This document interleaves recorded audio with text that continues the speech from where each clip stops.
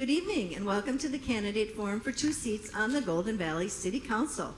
I'm Jackie Wells and I'm the Voter Service Chair of the League of Women Voters of Golden Valley. On behalf of our league, I welcome the candidates, our audience members here, and those viewing from home. We are holding this forum for voters to meet the candidates and to compare and contrast their ideas. The rules and procedures for tonight's forum are in the program and were communicated to the candidates. The League of Women Voters Minnesota is a 106-year-old nonpartisan organization that encourages its members and all people to be involved in the political process. We encourage informed and active participation in government. We welcome all who are interested in learning about a variety of issues to join our organization. The League does not support or oppose candidates for public office, or political parties. This is a nonpartisan forum, and we ask that campaign buttons or t-shirts and the like are not worn here, and no signs or literature distributed in the room. The League of Women Voters Minnesota and its local leagues conduct candidate forums to provide the public with an opportunity to hear candidates discuss the issues that are important to members of the public. The views expressed in each forum are those of the candidates, not those of the League of Women Voters. LWV Minnesota and its local leagues post complete, unedited recordings of forums. Editing is authorized only for official media reporting. Excerpts or edited clips of candidate forums may not be used for partisan or political purposes. Tonight's forum is being video recorded by CCX Media, and we ask our audience here to quietly listen to the forum and to silence their phones. Golden Valley has a statutory Plan B form of government, also known as the Council Manager Plan. It consists of the elected mayors, 4 elected city council members, and a full-time city manager. The city council appoints the city manager and sets the direction, policies, and ordinances for the city with input from residents and recommendations from city commissions and staff. The city manager is the chief administrative executive who oversees implementation of council policies and directives. Now, I would like to introduce our moderator for this evening, Martha Pakin, who is a League of Women Voters Lake Minnetonka, Plymouth area member. Welcome, Martha. Thank you. Good evening, all. Tonight's forum will last for approximately 90 minutes. The candidates are seated in alphabetical order by last name, and they will take turns being the first to answer each question. The format begins with opening statements to the questions sent to the candidates in advance. That will be followed by written questions from the audience and from Golden Valley email site. Finally, there will be 1-minute closing statements. Audience members may raise your hand to request a question card or to turn one in to a league usher. We also accept questions at the Golden Valley email address. We will ask as many questions as time allows, consolidating by issue if necessary, and all candidates will be given the opportunity to answer each question. The choice of questions will be made by me and those of Jackie sitting at the desk in good faith to reflect the interest expressed by you, the audience, and the residents of Golden Valley. Please remember that while respectful disagreement with the candidate's position is fine, personal attacks are not allowed.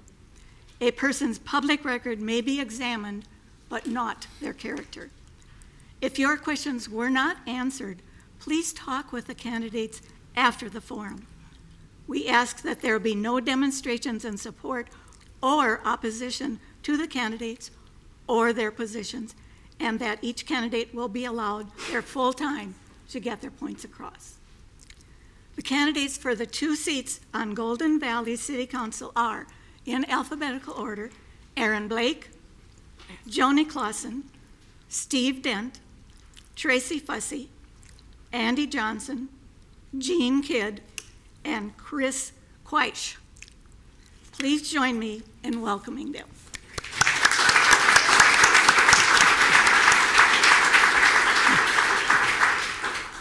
Thank you all. And now please hold your applause until the end of this forum. We have timekeepers so that each candidate has the same amount of time to respond to the questions. The timekeeper will hold up a card when there are 15 seconds left and a stop card when the time is up. We ask that you finish your sentence and stop at that point. The opening question is, why are you running for Golden Valley City Council? And what are your qualifications? You will each have 1.5 minutes to respond, and the first candidate to speak is Aaron Blake. Thank you. Good evening, everyone, and thank you to the League of Women Voters for hosting this forum. And I certainly appreciate the booster seat. It was both very generous and noble of you to offer that to me. My name is Aaron Black, and I'm running for Golden Valley City Council because I want to help move this city forward. I want to focus on the issues that are most important to our community, the issues that affect everyday life. I'm running for the seniors of Golden Valley, who oftentimes are overlooked. I'm running for the families of Golden Valley, who want safe neighborhoods, good parks, and inclusive neighborhoods. I'm running for the residents of Golden Valley, who deserve responsible and transparent use of their taxpayer dollars. I moved here to Golden Valley. A little bit about myself. I moved to Golden Valley a little over 20 years ago with my lovely wife, Teresa, and we had a couple cats and a fish that we brought along with us, and we raised 3 kids here. And I've been very active here in Golden Valley ever since. It's a community that I love and I care about deeply. I served for many years as chair and vice chair of the Golden Valley Human Services Commission, and I sit on the Historical Society, and I also was one of the founding members of the first Golden Valley Pride Festival. I believe Golden Valley is a remarkable place, and I believe that we can continue to move our city forward with open dialogue, steady leadership, and we can move forward together. Thank you. Thank you, Aaron. Joni Clausen. I'm Joni Clausen, and I'd like to thank the League of Women Voters for inviting us here tonight. Golden Valley has always been a special place for me. It was where I grew up. I raised my family, taught school, coached, and owned a small business. Beyond my family, one of my proudest accomplishments was serving on the City Council from 2012 to 2019. My 2 top priorities, if I'm elected again, are first, after losing over 50 employees, is to restore accountability, integrity, respect, trust, and communications since working through working together. Secondly, fiscal responsibility and how we spend taxpayers' dollars is crucial to ensure a positive future for our whole entire community. We need to elect representatives that are in tune with the city, staff, knowledgeable, and who have the courage to speak up to provide a balance with common sense solutions. We need good government that is responsive, trustworthy, and transparent. I want to ensure Golden Valley remains a vibrant, beautiful, family-friendly, and welcoming place for all. Also, I support seniors, protecting our open space, maintaining our infrastructure, and supporting a strong, balanced government. Working together is the key to our success and keeping Golden Valley a quality of life community. Thank you. Thank you, Joni. Steve Dent. Hello. My name is Stephen Dent. I go by Steve Dent. I'm going to give you a little bit of background about myself, which might help you understand my platform. For many years, I worked as an organizational specialist. I'm an organizational psychologist. I worked for the telephone company way back when it was Northwestern Bell. I started my own business. I've consulted with businesses worldwide, helping them form partnerships. And in fact, my first book was called Partnering Intelligence. And I'm really just totally devoted to creating great partnerships. Now, why am I running for Golden Valley City Council? Well, the first thing has to do with trust. From everything I've read, from the city's questionnaires and other things, there seems to be no trust in Golden Valley between the employees, the administration, and the politicians. You can't get anything accomplished for the voters if there's no trust. Trust is a critical foundation to all relationships. And with trust, you have to have transparency. And if there's no transparency, there can be no trust. Truthfulness is very important. We have to have a community that is honest with each other, whether we like it or not. And my last reason is taxes. I just got my tax bill. It was really, really high. So my 3 reasons for running are trust, truthfulness, and taxes. Thank you, Steve. Tracy Fussy. Thank you. Hi, my name is Tracy Fussy. I'm running for Golden Valley City Council because I'm invested in this community and I have a passion for public service. I live in the North Tyrol neighborhood over by Breck, and I've been there for 15 years. My 2 sons go to Hopkins High School. I love to walk. I walk like 6 miles a day. I walk all over the city. I've probably walked by your house. And what I love most is when I run into families that I've met through Golden Valley Little League. These are the parents that have supported each other when our kids were at bat and on the mound. But my kids are older now, and I have some time to give to this community. And I've always said that there is no higher calling than public service. But that means not just the day-to-day, it's thinking strategically about what we want to leave for our children and grandchildren here. I've spent 20 years advocating for other people, for institutions, and for the city of Minneapolis. And now I want to take all that I've learned and advocate for you. I've spent almost 20 years as a city attorney for the city of Minneapolis. And I think that this seamless transition will come to a city council position now because I already know the laws that govern cities. I know what the policy considerations are. I know what the stakeholders are interested in.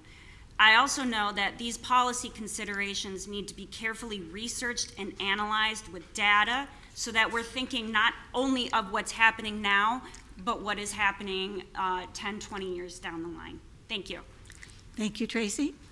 Andy Johnson. Thank you. Thanks, everyone, for joining us tonight, and thanks to the League of Women Voters for putting on this event.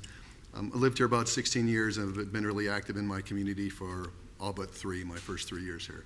And I'm going to change it up a little bit because I think we need to level set on what's been happening here. In our city in the last 6 years, we've lost about 80 employees. That includes the complete decimation of the licensed peace officers of the police force. Just recently, there was an employee survey where the city scored remarkably low with comments such as toxic environment and retribution. In 2021, when I was on the Planning Commission, I was also volunteered to be on the facilities study. One of the items that was brought up was the safety to our firefighters because of improper or not enough decontamination equipment. That was a very serious health issue, and that drove a lot of the discussion to have new facilities. Absolutely nothing has been done on that since in the last 6 years. I think about the pavement management program where residents had their streets changed from 30 feet to 26 feet. There was no advanced knowledge, and when I was walking around running in 2021, residents didn't know why it was happening, and they weren't getting answers from the city.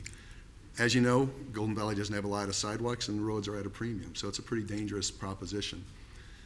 We have a chief of police hiring process where the city had a lawsuit. We had a water emergency that was actually a city emergency. If it wasn't for Jean sitting next to me, people would know that there was an emergency that was not followed, and to raise that level of awareness. We need a strong city council who can support the mayor so we can hold the city to the highest standards of performance that you expect and our employees expect. Thank you. Thank you, Andy. Jean Kidd. And I, too, would like to thank the League of Women Voters and the fellow candidates for setting up this forum and participating in the forum. Our process of government is stronger for it. My name is Jean Kidd. I've been a resident with my husband since 2014. We built our forever home over on Xerxes. Prior to that, we lived across the street in North Minneapolis side, and we lived there for approximately 25 years. I worked as a firefighter and a chief officer for Minneapolis for 28 years and currently work in tech support, not on Chris's level, for Life Touch. I'm running because I believe I have a skill set that is uniquely suited to participating on your city council.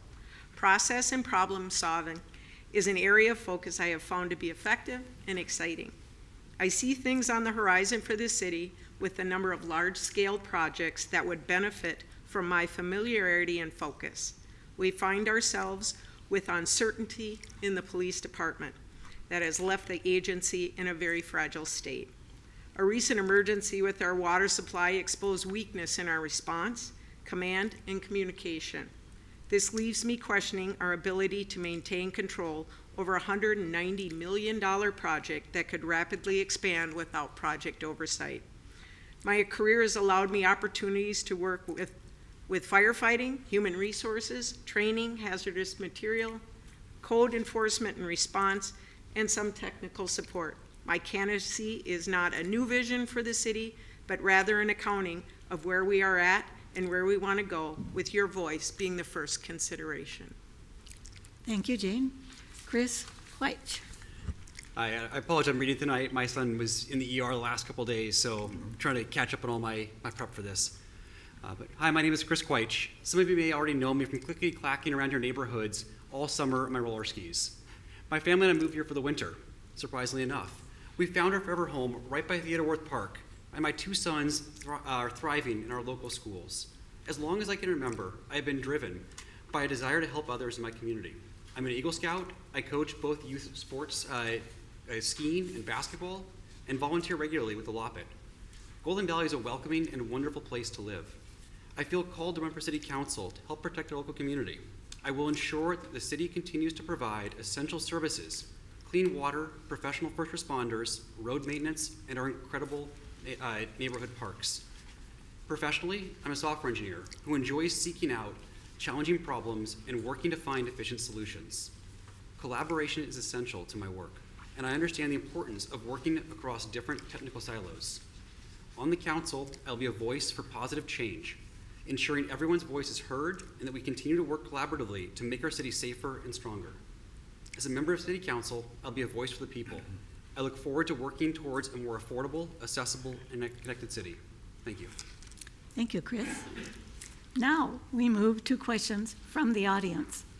You will be answering in a rotating order and have up to 1 minute to answer these questions. We begin with Joni Clausen. Golden Valley recently released its 2025 to 2028 strategic plan, addressing redevelopment, infrastructure, financial wellness, governance, and community affairs. How do you plan to prioritize these areas, and can you give a concrete example of one initiative you'd champion first? We will begin with Jeannie Clausen. Serving on the council for 8 years, we worked on many different issues. We have a strategic plan, but I'm worried, and that's why I'm running, because I really don't think we've done that much in the last 5 years or 6 years since I left. Now, we've talked about building a new fire station. This was supposed to be done this year, next year. They haven't even decided, they kind of decided on a location, and just last night they want to take it by eminent domain. That really worries me. How come it has taken so long? We can do all the planning we want, but we have to make sure it's implemented. And I haven't seen that. I mean, we had, all of a sudden we were going to do the fire station, and then the next week it was going to do public works, and then all of a sudden it was going to do, I'll finish my sentence. I'm sorry. Then we were going to do the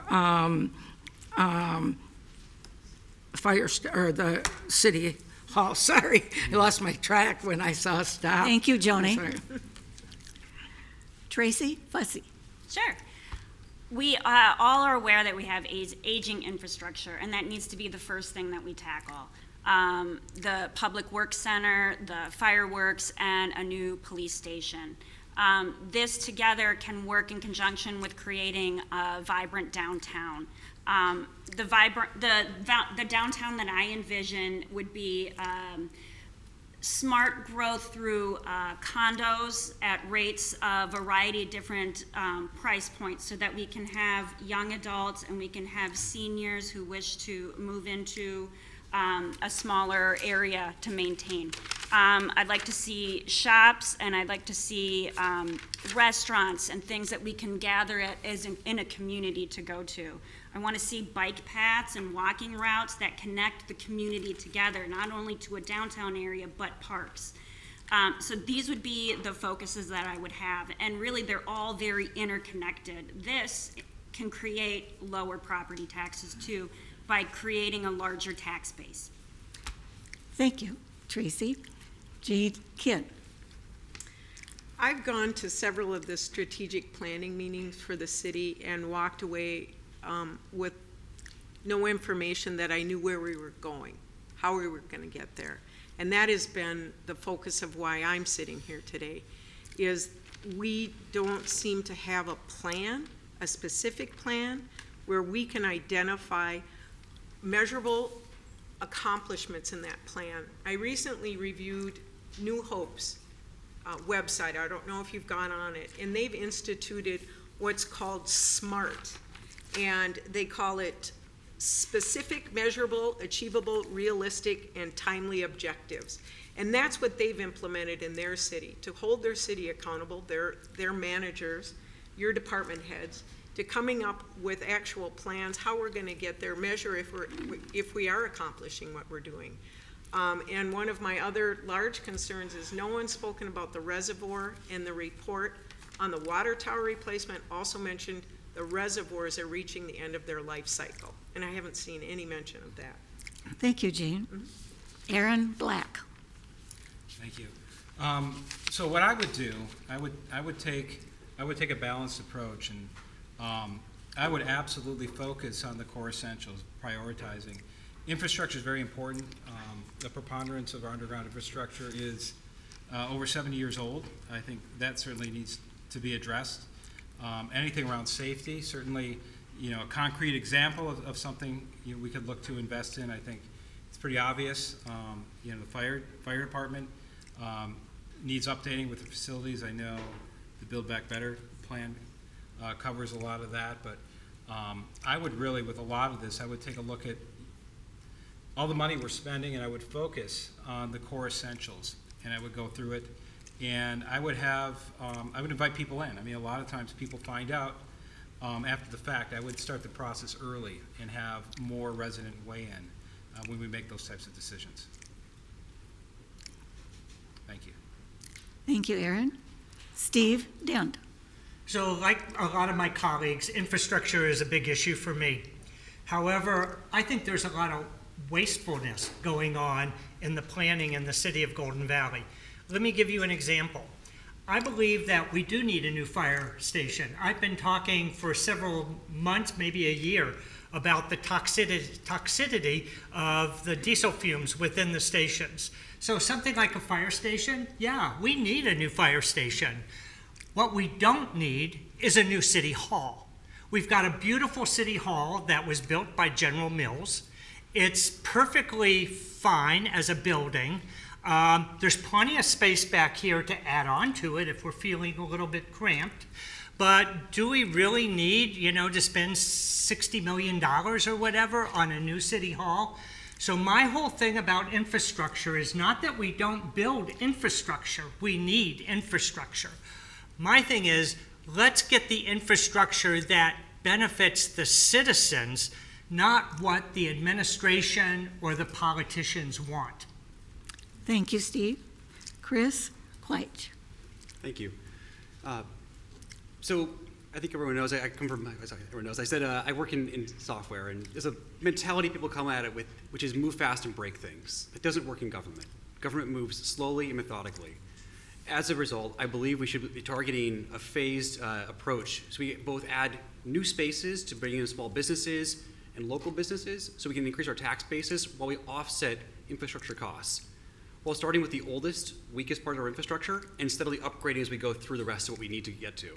So that way we don't have a failure early of something that's too old, while also being able to target what is maybe has more life left later on. All the while we're able to increase our taxes with more either housing and small business spaces, and we're not having to look at building in more debt to cover the cost of infrastructure. Thank you. Thank you, Chris. Andy Johnson. Thanks. I think the most important thing is to have a spirit of transparency and responsiveness to the community in whatever we do. Because something like a strategic plan is going to call into question a lot of different facets, and people need to know what we're doing, when we're doing it, and they need a vehicle to get that feedback. So that's just critical, and it's basic, and that'd be the first thing that we have to do. That's not even part of the strategic plan, but we need that feedback loop. Second of all, when I was on the Planning Commission for 8 years, that was a very interesting time for me because, like Chris said, planning for a city is a lot slower process, and I've been a software manager for 30 years. It seems like just yesterday I said I was a software manager for 20 years, but time flies. And what I think we need to do is adhere to the land use that we've established. When I was on the Planning Commission, we established mixed use, we established ADUs. We have the layout right now to do it. What we need to do is be smart about how we do it. The new apartment building that cost $10 million in tax increment financing, that is a perfect example, that could have been mixed use, is not. We missed a huge opportunity there. We have the plan. Thank you, Andy. And I would ask each of you candidates to speak up a little louder. There's some question of getting your voices to the back of the room. Thank you. Next question. What is your perspective on using tax increment financing, or TIF, for development in Golden Valley? First candidate this time is Steve Dent. I think TIF is a great tool for the proper project. I think TIF has been overused to help developers build their apartment houses and their properties out. So I'm not against TIF. TIF is, like I said, a great tool to help people build more things. However, I believe that the TIF has been misused in Golden Valley, and that they have built buildings that maybe could have been built in other areas of the city and maybe not have cost us as much money. Thank you, Steve. Chris White. So I believe tax increment funding is a tool we can utilize as necessary.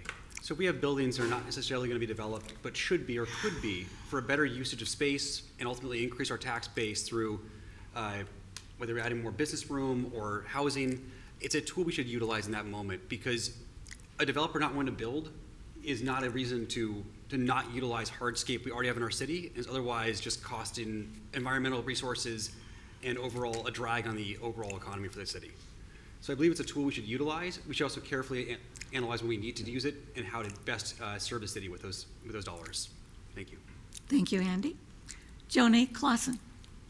Well, I have a history with TIF. I don't support it. If we had property that was unbuildable and that was the only way to use it, I would say yes. But we used it at Hello, we used it at Liberty Crossings. I am not a big fan of giving that tax base back to the builder when we should see it as citizens. 10, 15, 30 years won't go back on the tax rolls. I was the only council member that voted against both of those, because that's a tax base to help our citizens not have higher taxes instead of giving the builder the benefit. And it's kind of like if you had $10, they would get $5 of that for 10 to 15 years, and the city would say $5. Let's give the money back to the citizens. Thank you, Joni. Tracy Fussy. Sure. TIF is used when the property is not going to be built upon the way it is. Typically, there's an environmental contamination, or alternatively, there is a desire to build affordable housing and there wouldn't be a way to do it. That's what it's used for primarily. The thing to understand about it is if it's not going to be developed, we're not giving money away because that money's not coming in. The money only comes in after the property is appreciated. If it's not going to appreciate it, you're not losing any money. It's a tool, and that's all it is. It should be used sometimes sparingly to bolster redevelopment. Because when we bolster redevelopment, we're building the tax base, and not just because those dollars are coming in right away, but because what else it brings to the community. It's all a very symbiotic ecosystem where when we do one thing, it can benefit something else. That said, again, it should not always be used. It should be carefully considered and researched like every policy decision. Thank you, Tracy. Aaron Black. Thank you. So I think it's something that is necessary in certain circumstances, and I think we should certainly take a pragmatic look and do a cost benefit to ensure that using TIF is something that has enough benefit, and that resident input, in making an investment. I know that TIF can offer, pretty quick access to things that need to be done, almost immediately. So sometimes it's difficult to get funding, and TIF allows that. So there are some useful use cases, but I think that it should be used in a pragmatic way, and I think it should be discussed certainly with council and staff, and there should be resident input like a lot of the decisions we make. Thank you, Aaron. Steve Dent. The same question? Oh, sorry, had your name down twice. I can repeat myself. It's twice. I'll do it again. If I can do it. Yeah, let me take another stab. So we missed Andy then. You did call Chris Andy, which I don't mind because Oh, That's all right. my apologies to the audience and to the candidates. You're doing Andy. great. You are. Well, I think I played out my hand when I answered that first question about TIF. First of all, you all should educate yourself on TIF. So how many people here have ever done a home improvement? And how many people here have seen your taxes go up as your home improvement? Wouldn't it be great if you could do a home improvement and not have your taxes increase? It's kind of what TIF is. What TIF is it takes a set tax base, okay, and all that additional value that a developer puts into a property that they would have paid taxes in goes into their development. So it's a little bit unfair. I mean, from a taxpayer standpoint, you have to pay it when you make an improvement. I am completely against TIF. If I lived in Otsego or Ely, I think TIF means something because you need infrastructure, you need sewage, you need water lines. Golden Valley is a great location, prime real estate. Everybody knows how much it's not hard to buy and sell a home here. We have great connections with our businesses. We do not need TIF. It takes money out of the infrastructure, it takes money from schools, and yet it still consumes resources. It still consumes water, electricity, sewer. So, no. It should be considered, and then it should be moved on. It's a moral hazard. Thank you. Next question. Oh, who'd we miss? Oh. We missed Jean. Okay. Jean, your turn. Well, I think it's been said here, I think TIF may have a position or a place for use in our city, but what I would like to see when we're making decisions like this is that we have a structured perspective of items that we go through to evaluate. I think for me, when I'm looking at how the city does things, it's dependent upon the person who's asking the question instead of whether or not we've established a protocol of evaluation of projects in our city. I think we want a consistency. We want to know that there are certain values that are being looked at consistently in all of the projects for the city of Golden Valley. TIF financing, I think our community has beautiful land. I don't think we have a problem building it. I think when you see TIF, it's high-density housing. I don't see a lot of TIF used outside of that. And I'm not the largest fan of high-density housing. I'll just be transparent about that. Thank you, Jean. Next question. What suggestions, if any, do you have for Golden Valley's public safety? And we're going to start with Jean Kidd. Wow, okay. Well, public safety is something I have a little more focus on. We have a situation where we can't seem to keep a police chief. I don't understand if it's management, if it's our city. I don't know what structure is in place that keeps that from being someone I would think would want to stay, would want to be here, be a part of our community, police our community. We have a beautiful city. We have a safe city. And for that, that's a problem if if management is creating an environment where people don't want to stay here. I just don't know, and we don't know what's going on currently in our police department, but it's made it a very fragile place. Are we going to lose a police force again? Do we have that happening in our midst? Public safety needs to be at an arm's length from management, from a city. They're a code enforcement. It has to be separated. And I don't know if there's just too much intervention. I don't know what's going on, but I think it's a problem and we need to at least solve it. Thank you, Jean. Aaron Black. Thank you. So I believe public safety is probably the most important thing a municipality can provide its residents. If you don't feel safe and you don't have the response that you need in an emergency, it's really difficult to enjoy or have anything else. I will say that I was certainly very concerned with staffing, like a lot of other people. 3-4 years ago, I think Mayberry had more police officers than us, but I feel very good about what council has done, what the police department has done to staff back up, and I think they've done a great job recruiting. And I know crime is down, so the output of what's coming out of the police department, I think they've done a fantastic job to keep our neighborhoods safe. And if elected, I will ensure that I'll make sure that we stay staffed, and that's the #1 priority for me. Thank you, Aaron. Tracy Fussy. Sure. I have met so many incredible Golden Valley police officers. They are dynamite, and I don't have a lot of time, and I have a lot of knowledge about public safety. So I'm just going to say really quickly, I've watched the Golden Valley police officers take time off between calls to play football with my son, which is exactly what we want. And so we talk about how do you support them. I've worked with police officers for 20 years. My dad was a federal law enforcement agent. I understand.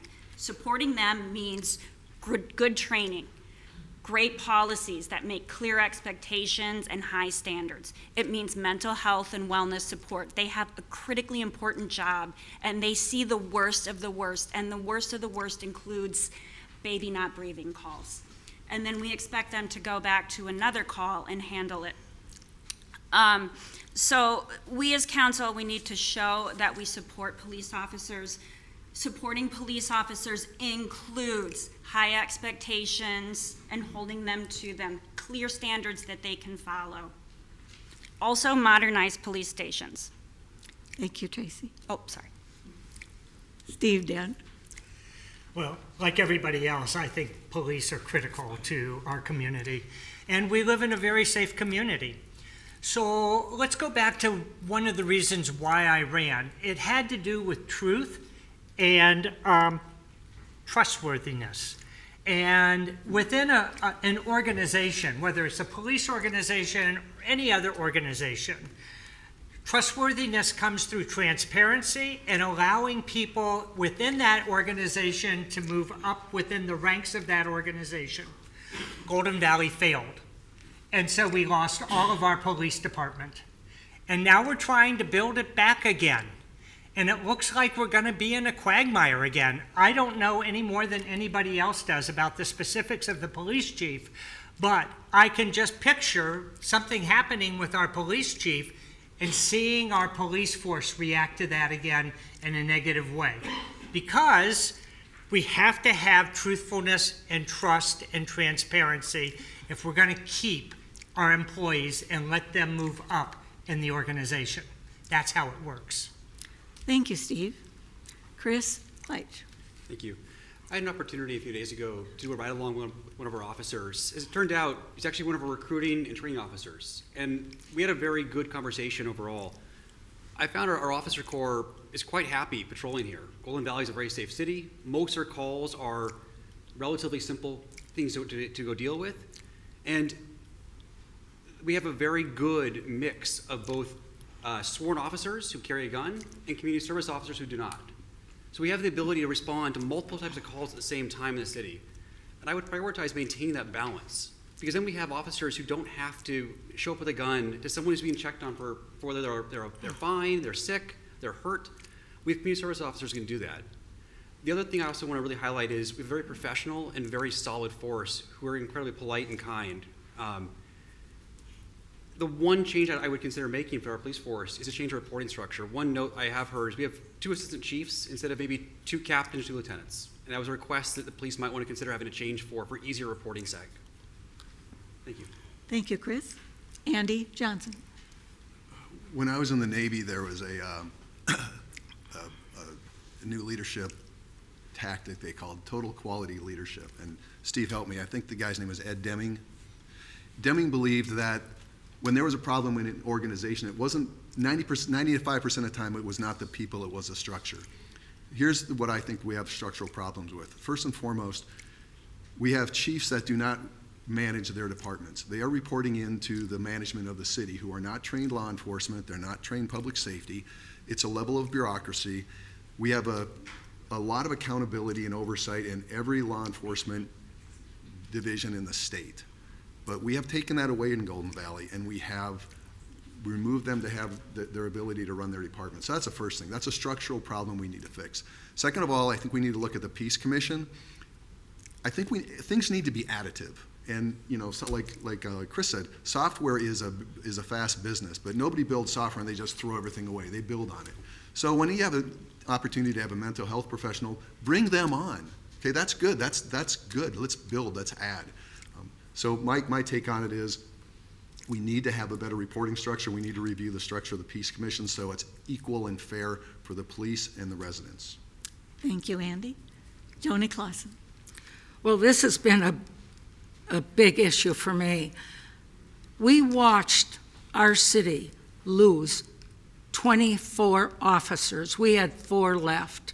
Our community wants safety. They left because the upper management showed them no respect. They saw no support. They were sworn at. They were yelled at. And they were called racist. They left one by one. Now we've built up the force again, and they put our chief on administrative leave for 3 months. And this is something that's been happening to our employees as well. They're targeted. This is not helping our community. There's a shortage of sergeants, and other communities want them. If we lose our force again, we will not be able to build it up. And they are wonderful, and we need them. Thank you, Joni. Okay, our next question. What changes, if any, in policy or actions would you suggest the City Council make in how it operates if you are elected? And we will start with Tracy Fussy. The city as it is now is structured as a manager. The manager runs everything, and then the city council and the mayor serve as the long-term strategic planning. They manage the budget. That's the government that we have. It's just the way it is. If the voters want to change it, then that is up to them. I think the way it is now is the most cost-effective and economic, and you can provide the most amount of talent coming in to the city council and mayor role, because we all have day jobs that bring a wealth of experience and knowledge and training. And as I've said before, like, I'm a city attorney, and my job is to analyze for risk management going down the line and thinking 10, 12 steps ahead. This is the structure that we have, and if elected, I can work within that structure, and I think that the key is going to be collaboration, too. working together as a cohesive unit and finding common bonds. Thank you, Tracy. Steve? Could you repeat the question? Absolutely. What changes, if any, in policy or actions would you suggest the city council make in how it operates if you are elected? So one of the things that I think is missing in our city is public input. I believe that the best ideas come from a diverse group of people who actually live in the community and have ideas about how the community should be run. Before any public policy is written or implemented, there needs to be an outsource, if you will, going out to the community, creating little coffee meetings, like say over in the Lund's grocery store, sitting down with people and saying, you know, what's important to you in terms of policy? What do you think our policy should be? I think the more community input we can get on policy and implementation of that policy, because as Tracy said, it's implementation that's really important. You can have the greatest policy in the world. If you can't implement that policy correctly, it's not going to go anywhere. So we need community input into how those policies should be implemented. Thank you, Steve. Chris Kleitch. So I don't think we need to change at a policy level how the city operates. There's things I would personally make changes to, but a Plan B city is quite cost effective and very efficient for the city residents. It keeps our taxes low. If we make a policy change and modify our government, not only would it require a vote from the state, but we'd also increase all of our costs. And right now I think people are pretty happy with lowering our taxes if we can. I would do things personally differently. I'd agree with Steve. I would be holding monthly meetups with the community and have that out there. But those aren't policy changes. Those are my personal ways I would operate within the city government to ensure that I had that ability to get the voice of the people and communicate that back to council and to the city government and to city staff. Thank you. Thank you, Chris. Andy Johnson. Thank you. Again, the lens I'm looking at is from a transparency and responsiveness standpoint. Primarily, not just the implementation, which is important, but the planning phase. What kind of information is being shared with the residents before we start even going down the road of spending money or looking at it? Let's get the feedback on where we're going. We're neighbors. I mean, we're all in this together. We aren't just recipients or somebody saying, this is our plan and we need you to get on board. We need that engagement up front, planning. Before we start spending money, let's get input. The other thing I would do is I would restructure, I know it's kind of nerding out here, but right now the city has established some things in the consent agenda, which means that they aren't even going to have discussion before they're voted on. And like Joni mentioned, there was an eminent domain that was in the consent agenda. I mean, we're thinking of taking away somebody's property, and if it wasn't for the mayor saying, I want to talk about this, the process would have started. And all because the city didn't plan property and says, we got to spend $3 million by the end of the year. That's not the way to do it. Thank you, Andy. Jean Kidd. For me, what I would like to see change is that we, as a community, make a decision on what kind of testing we want all of our projects to go through. What's most important for our citizens, so that we're actually asking a question, is it a want? Is it a need? How is it going to be paid for? Does everyone have a clear understanding? Who's going to benefit? Who's not going to benefit? We need to standardize how we're approaching things in this city. And I think that will make it less emotional for our citizens, because they're going to know how we're going to evaluate each of the projects that come through. Obviously, some projects are going to require a little bit of an amendment over here based on what they are, but at least, we're asking the same question for each project. And I think that we could get your input from the community, that we're putting you at the top of the decision-making tree and it flows down. That's what I would like to see. Thank you, Jean. Joni Clausen. This is another concern of mine. When I served on the council, we would go to a council manager meeting and talk about policies, new policies, or a change of a policy. We would also let the public come. They couldn't talk, but they could hear what we were considering. We could add, we could subtract, but we would work with the staff to come up with this policy. And then it would go to the council and we would vote on it. And the public would be able to bring forward any of their concerns. I don't see that's happening now. Now I see the staff making the policies, bringing it to the council to vote on the consent agenda at a council meeting, leaving out both the council and the public. And everybody has a job to do, and we all need to work together and do that job. Thank you, Joni. Aaron Black. Thank you. Yeah, I mean, there's a common theme and something that I've noticed, living here for almost 25 years, and I think it's an opportunity when I talk about moving forward. One of the opportunities to move forward is to get more resident input. I think it starts when you talk about policy. We work for the residents. We represent the residents and the citizens, and having their input and bringing counsel to them, so to speak. And you think about the demographics here in Golden Valley, probably the fastest growing demographic is our 65 plus. It's 21.8% of our population, and they're not always online. And they have a difficult time finding out about some of the policies that we make.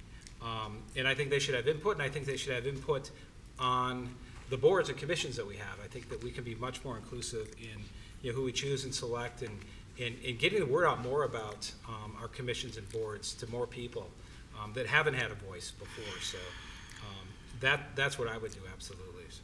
Thank you, Aaron. We're going to change the format just a little bit here, candidates. Rather than having a full minute for response, we're going to call this a lightning round and give you 30 seconds to respond to the question. Okay? So question 1, do you believe in using eminent domain to buy the land for the fire station? Why or why not? And we're going to start with Chris Quitch. I believe eminent domain is a tool of last resort for the city. Prior to that, we should be focused on negotiations with landowners. We should be reviewing all options ahead of that. And only under the absolute last case scenario should we consider eminent domain as a city.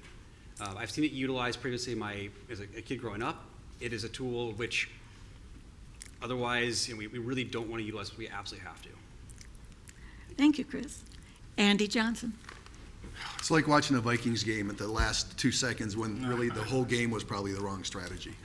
So with proper planning, and I think with proper relationships, this city is really good at reaching out to business. When I was on the planning commission, they did a really nice job of reaching out. So don't let it happen. I worked for a sales guy one time, and I said, I don't want this to be a problem. And he said, don't let it become one. And I think that's the thing with eminent domain. It's a crutch. And I'm just ever the optimist that it could be worked out, whether it's negotiation, whatever it is. And also, what were those 5 or 10 fire station choices? What were they? What got us to this position where we said this absolutely has to be the one? Let us see the fact, and maybe we all walk down it together. But there's a lot of things that led to this happening. I think it's just there's more to look at than that. Thank you, Andy. Joni Clausen. I think this whole process was bad. For one thing, usually you have a study.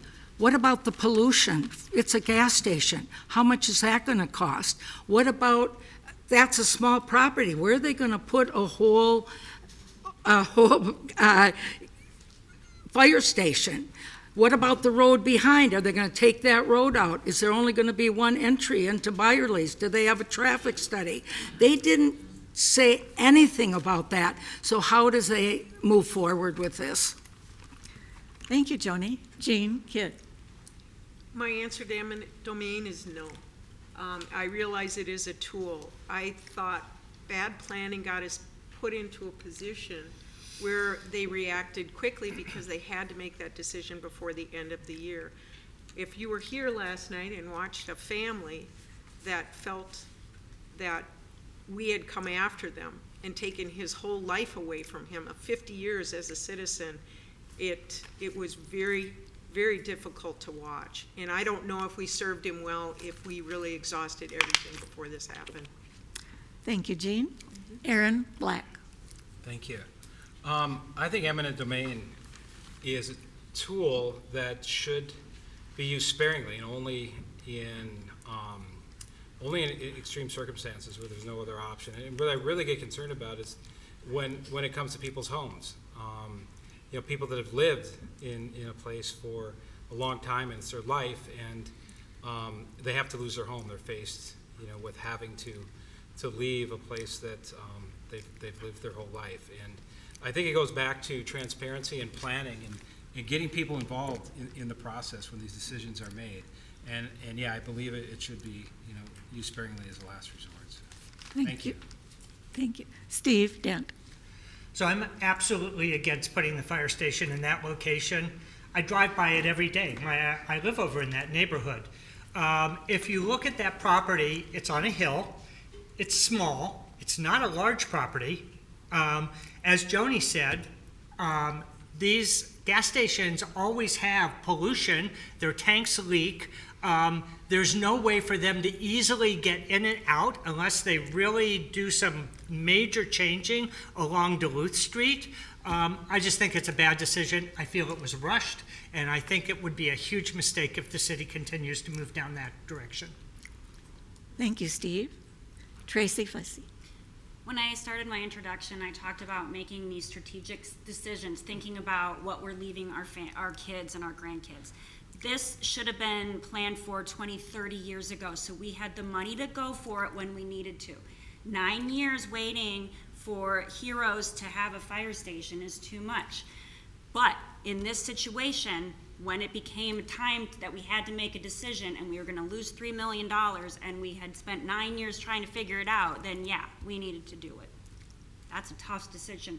And that's what you need the council members to be able to do, to make these tough decisions with major consequences and not shy away from it like they did 20, 30 years ago. Thank you, Tracy. Next question in our lightning round. Do you support the downtown revamp? Why or why not? And we're going to start with Andy Johnson. In a word, I don't. And I draw on my planning commission experience for that. I think it's always good to have plans, and I think as part of that facility study, we did talk about moving facilities, right? So moving public works, moving a fire station, maybe combining fire station with a police station, having different options. Those are all sensible, good things to do. But the downtown, don't manufacture one, we don't need one. We can do a very good job with the land use we have right now that I helped build on the Planning Commission. Thank you, Andy. Jean Kidd. I would say no. I don't see a high need. The study that was given to you as citizens all indicated, with the exception of just a few that you didn't want it, that you saw the money being spent elsewhere. So I don't know how it shifted from the citizens saying that wasn't an area of importance to now we're having it. And so I would say no. I think there's opportunity here on this campus to enhance it and make it more usable and more dynamic if that's the need. Thank you, Jean. Aaron Black. Thank you. I do support it because I think that with a caveat, I would definitely take a moderate, balanced look at the budget involved. I would have a lot of oversight and a lot of timelines that the residents would be able to see. The investment and how much it's going to cost, and make sure it's on budget. And I really think it's a critical investment. I think having it centralized here is an important step to ensure that it's accessible and centrally located. So, thank you, Aaron. Chris Quite. I do support the revamping of our downtown. A lot of the area here we have in Golden Valley, over half the city is green space. If we want to increase our ability to have a better tax basis, if we don't carry the burden on individual homes, we have to better utilize our existing hardscape. Rebuilding our downtown core here would allow us to get a better redevelopment with mixed-use housing, commercial spaces. We can tighten up our city hall, our police, our fire, and the more we can increase our usage of land so we get the most amount of tax base for our square footage, the better it is for all of the other residents here. Thank you, Chris. Joni Clausen. No, I don't. We have $50 million of debt in Golden Valley. We can't keep spending money. We built Brookview, then we were supposed to do the fire station, which I believe that we absolutely have to do. But all of a sudden, then it was the Public Works, and then it was the City Hall. Where is all this money coming from? It's coming from us. And I think that we need to work on our debt before we spend all this money. Thank you, Joni. Tracy Fussy. Sure. 1,000% yes, I'm all in on this. The first rule of brainstorming is you defer judgment. We don't say, no, this isn't gonna work, that's not gonna work. We come up with our vision, we come up with our ideas, and we come up with ways to fund it. The two things I've heard from almost every single person I've hit at their house is, our property taxes are too high, and I want a downtown. It's the same problem. You can increase the downtown with fun things to do and broaden your tax base. You can lower your reliance on property tax when you create a walkable downtown with places to go and places to live. Thank you, Tracy. Steve Dent. Okay, so I'm going to probably be the outlier here. I also don't think we need to do very much with the downtown. We're not Robbinsdale, we're not Hopkins, we're Golden Valley. And in my mind, Golden Valley is a residential suburb of Minneapolis. So from my house, downtown Minneapolis is 10 minutes away. What we need to do is we need to spiff up what we have. And one way that that's going to start happening is by the new developer of the mall, or I'm sorry, the shopping center across the way here. If you've ever gone to Texatonka and looked at what they've done a beautiful job. That's all Golden Valley needs, is something spiffed up a little bit. Thank you, Steve. Another question in our lightning round.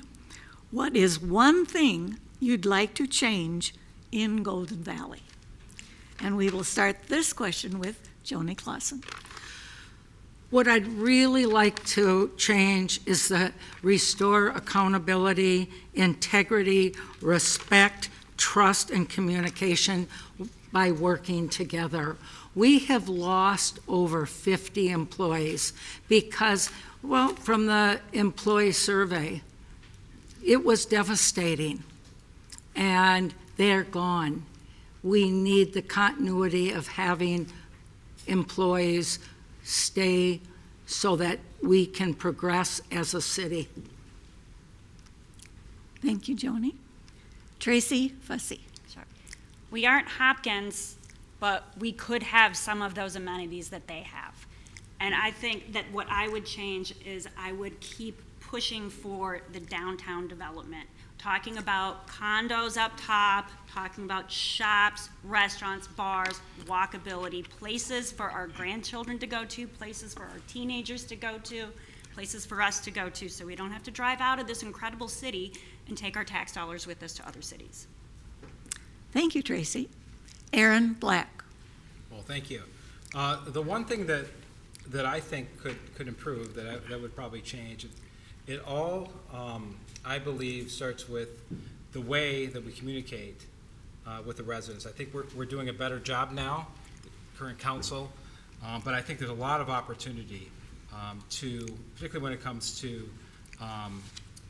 city council meetings and having input from residents and making fiscal decisions, but also emergency communication, particularly for seniors that aren't necessarily online all the time, and figuring out a way to get essential information to them.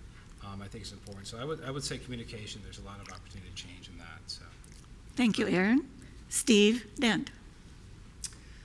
The one thing that I would change is I would start looking at the city budget a little bit closer, and I would start removing things that really don't have a positive and direct impact on the citizens, the taxpayers of Golden Valley, because we're the ones that are paying for all of these things. Just to give you an example, I simply don't think we need a new city logo for $150,000. That's ridiculous. Our logo is iconic, it's beautiful, and do they realize that once you change the logo, all the street signs have to change, all the sewer caps have to change? I will look at things like that. Thank you. Andy Johnson. again, in the transparency and responsiveness lens, what I would, 30 one seconds. very specific thing is, when I was on the planning commission, we had a vehicle where residents could ask questions and submit them to the council, to the commission, so we could review those during our open discussion.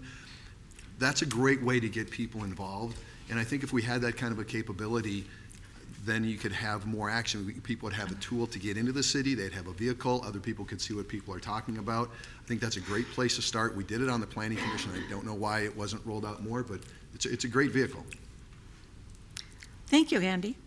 Chris Quaich. One of the things about Golden Valley I love is taking my dog for a walk, a run, biking with my son, but we have a patchwork of trails, sidewalks, and nowhere to go.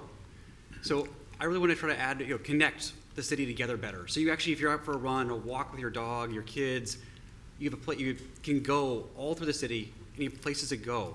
You have little shops you can get to, so a restaurant you can go to at night, coffee shop in the morning. And with all that comes, we hopefully do mixed-use housing, put condos above those buildings, so we also can add more residents. The average age of first-time home buyer last year was 58. Thank you, Chris. Jean Kidd. What I would like to see change in our city is better governance, and that would be through some accountability reporting so that you as citizens are better informed. I want to put you back at the top of this decision tree that flows down to the council, that we're here, your voice, and we're here to implement what's important to you. That's what I would like to see, is that we actually know what we're doing and if we're doing it well. Thank you, Jean. And now for you candidates, we're going to go back to the regular process, which is giving you a full minute to answer the question. And so the next question is, how would you make sure the city lives within its means while still investing in what residents value most? And we will start this round with Steve Dent. So again, what I would say is take a fine-tooth comb through the city budget and look at where we're spending the money. I've taken just a cursory look at the city budget, and I see a whole lot of waste. I see things that really seem to be pet projects of current council members or the city administrator. I'm not really sure, but a lot of it seems to be not directed towards the citizens, but towards inside, what it is the government wants to do versus what it is you folks want to do. So that would be my approach. Thank you, Steve. Aaron Black. Thank you. So when looking at the budget, I would absolutely, early on in the process, invite residents in to have an input. A lot of times we spend, people find out, kind of after the fact. They get involved late, and I think going through the budget, and prioritizing is important too. I would prioritize the essentials first, and then take a look at everything after that, the must-haves, safety, infrastructure, and core services is foundational in the budget. Then I would take a look at everything else, and I would invite everybody else. We have some very smart residents that can come in, and they probably have some ideas of how we spend as well. So, Thank you, Aaron. yep. Jean Kidd. I went to a meeting the other night, it was a work session, and they went over the HRA budget, and it's doubling in a year. But the question I didn't hear asked is the benefit of that doubling of that budget. Most of it went to staff, so the percentage for the program was very little, but yet we were doubling the budget. So I'd like to see some criteria before we take on new initiatives. How much percentage of change in benefit of the program would we want to see to implement it? Or otherwise, really, is there a gain for doubling that? And I saw that and I thought, why are we doubling it? All we're doing is paying for staff, but the program itself really didn't see a lot of benefit. So that's a concern to me, and I'd like to see more focus, like I said, evaluation tools on what we're doing. And somebody much smarter than me can come up with, for a percentage gain, then we would move forward. If not, if it doesn't meet it, we don't. Thank you, Jean. Tracy Fussy. I'm sorry, can you repeat the question, please? Absolutely.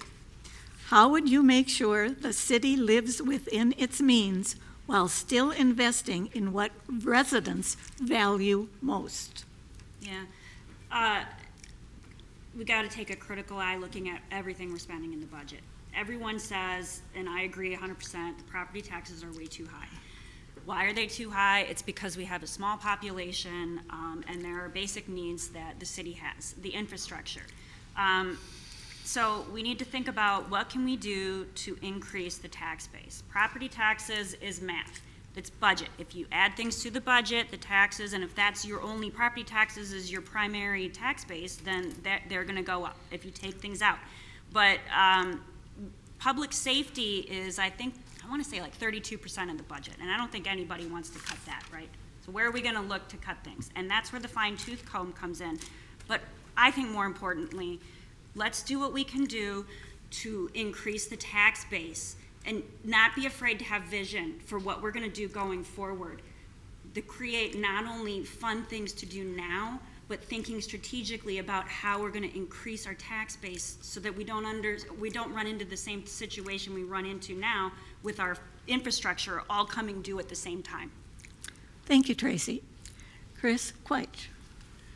We're living at a time where government funding is routinely vilified as fraud, waste, and abuse. In all that time, most government auditors, regardless of where you're looking at it, rarely find fraud, waste, and abuse.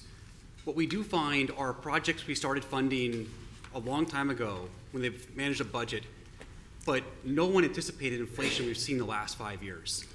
So when we're looking at our budget and what we have to spend, we not only need to look at what we're spending today and next year, but make sure we're looking at cost projections based on more than we maybe have previously. We might be having to take into account things like a changing climate, which we affecting our resources we can get our hands on, and therefore seeing costs increasing.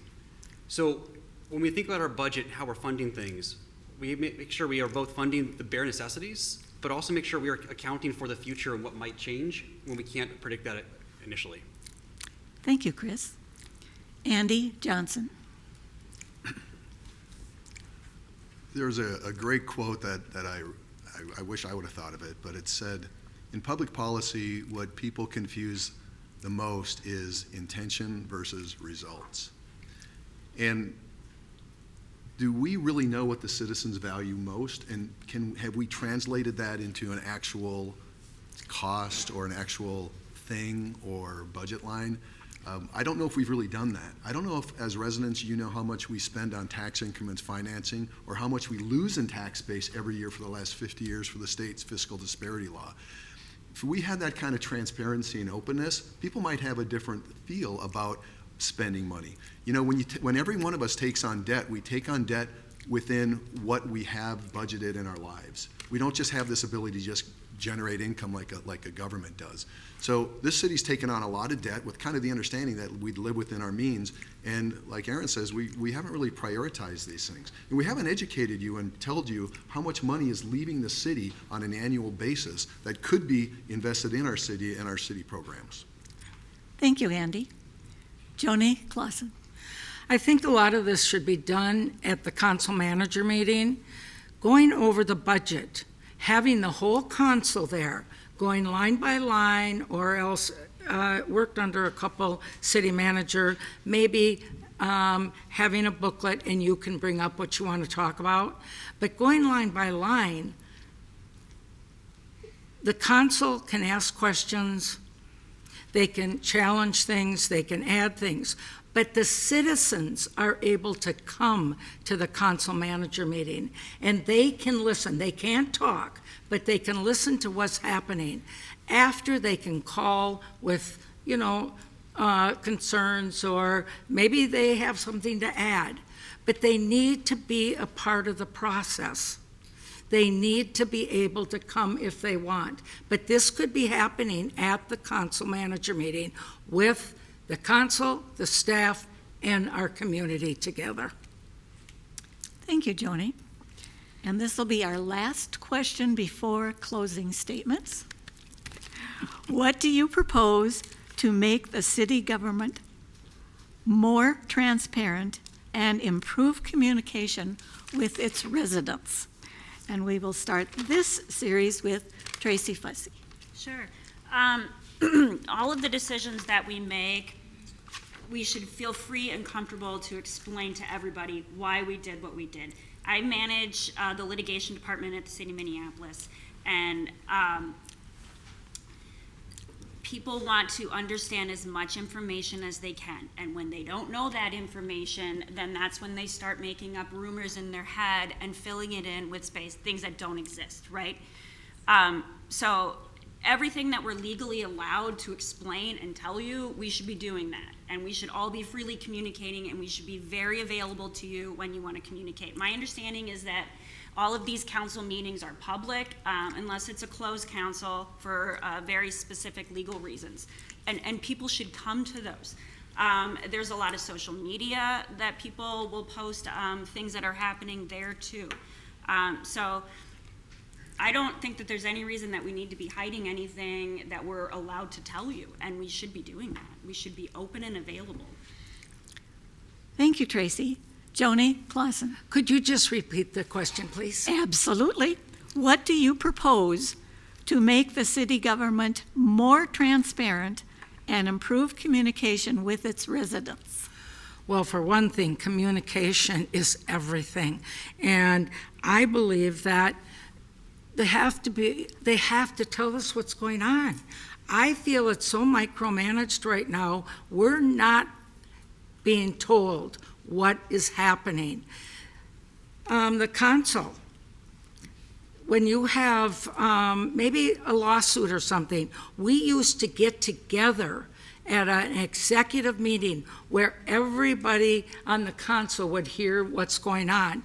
Now they bring in the council one by one, so even our council's probably not getting the same information. We all need to work together. We have to have a better open collaboration, dialogue with our upper management, and that is a big problem in Golden Valley, and it needs to be changed. Thank you, Joni. Steve Dent. Again, in my opening statement, I talked about transparency. Transparency is critical if you want to have truthfulness, if you want to be able to trust your government. If they're not transparent, then all of a sudden the rumor mill just starts and starts and starts. So being transparent means opening up the city books. Being transparent means making sure that you're posting things on your website that impact the community. Sending out information, even text if you need to let people know what's going on in the city. The more people know about what's happening within Golden Valley, the more ownership they're going to have in the city. The more ownership they have in the city, the better and happier they're going to be with the government. It's just a cycle, and I see it happening all the time in businesses. Government's really no different. It's just a big business. Thank you, Steve. Aaron Black. Thank you. Yeah, I mean, I think this is essential. I mean, the more informed, the more aware our residents are in our community, the better it is for everybody. They're aware of things that, decisions that we're making that affect their everyday lives. They're aware of policies that may be changing. They're aware of emergencies by good communication. I would expand our outreach. You know, our current mayor does a really good job of going out to the market in the valley. I would go to the neighbors. I'd meet people where they're at. There's a lot of there's a lot of people that don't have access to be able to get out and come to City Hall. I think we can go to the community center and hold town hall meetings, which I think could be very effective at getting people together that don't normally have the opportunity to get out and meet people. You know, having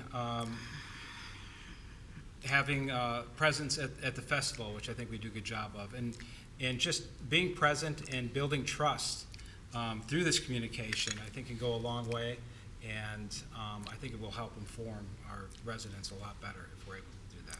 Thank you, Aaron. Andy Johnson.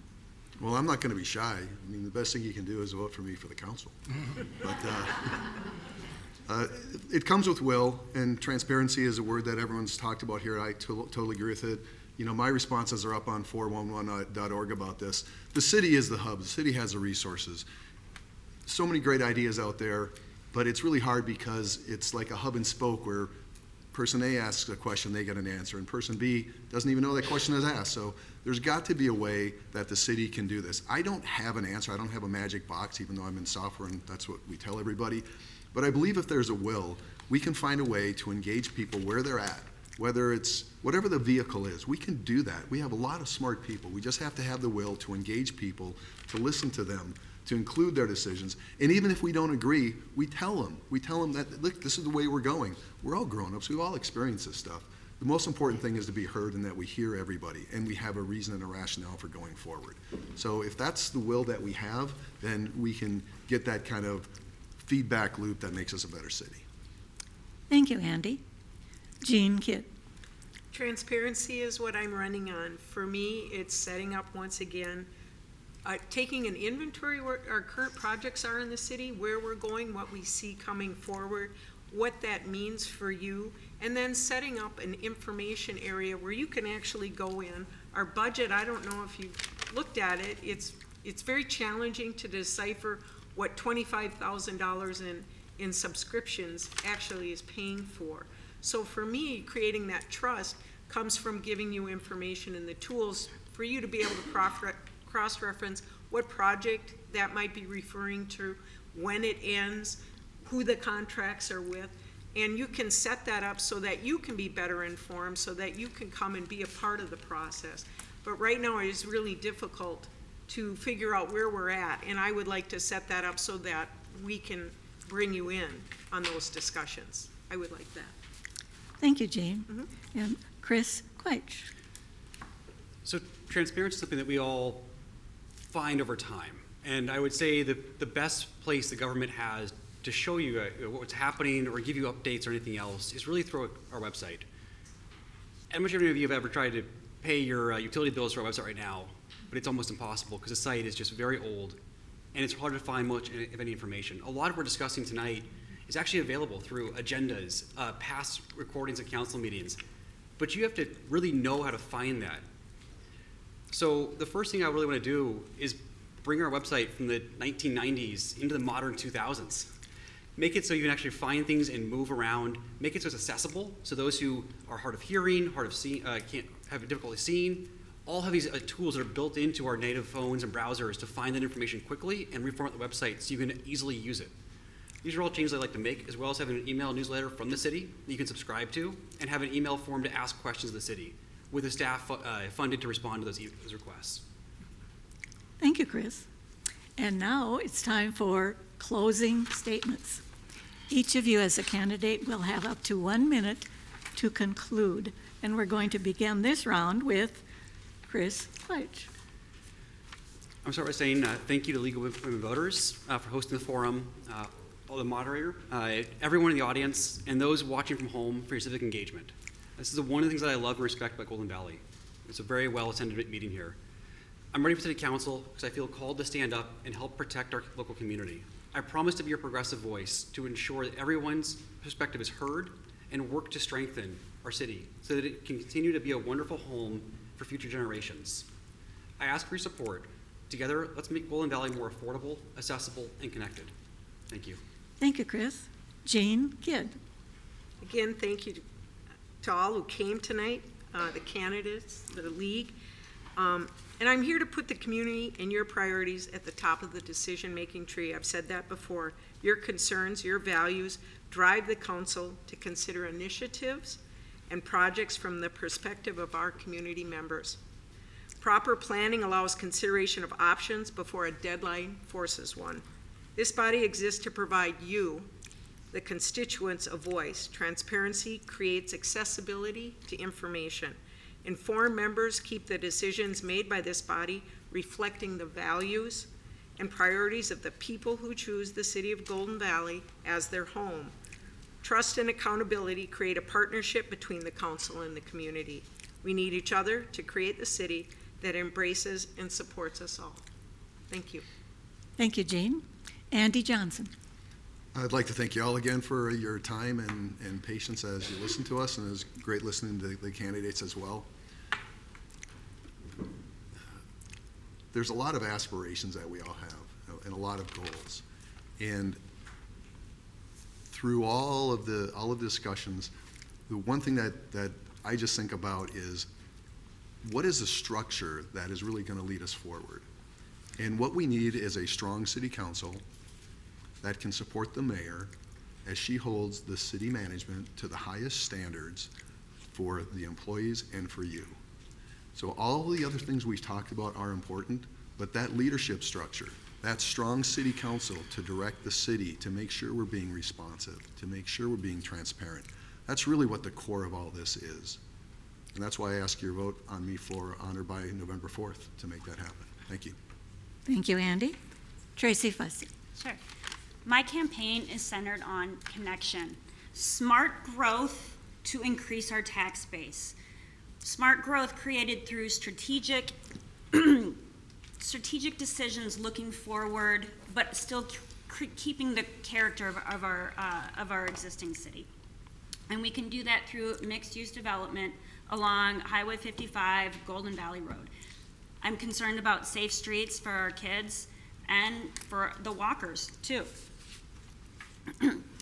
My decisions are going to be grounded in facts and data, and I will carefully analyze all of the policy considerations, all the new laws, to determine that we're making the most of our tax dollars and we're preventing unintended consequences.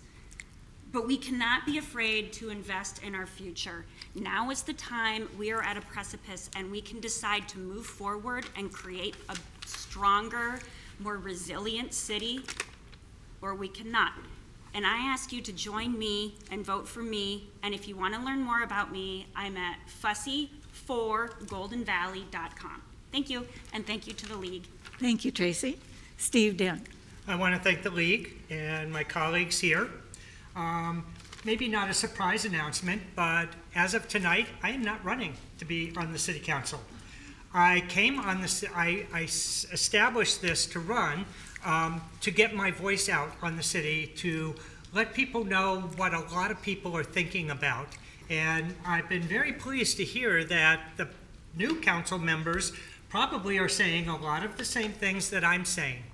I want to give a special handout to 3 people that I have met in person who I feel have the same values, the same needs.